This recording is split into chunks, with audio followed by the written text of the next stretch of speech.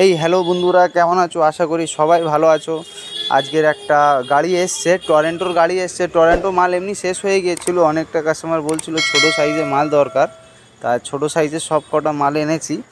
মালগুলো দেখাচ্ছি। Long video করার ইচ্ছে ছিল কিন্তু বৃষ্টি হচ্ছে, লং ভিডিও করিনি, শর্টই করে দিয়ে দিচ্ছি। একবার দেখে নেবেন মালগুলো ব্যাপক ভালো মাল এসছে ছোটো সাইজের মধ্যে।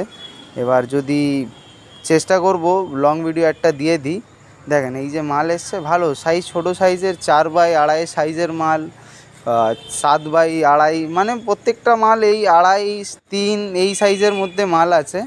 দেখেন দেখাচ্ছি, এই যে মাল খালি হচ্ছে, টেলার এসছে, মাল মোটামুটি ভালোই এসছে।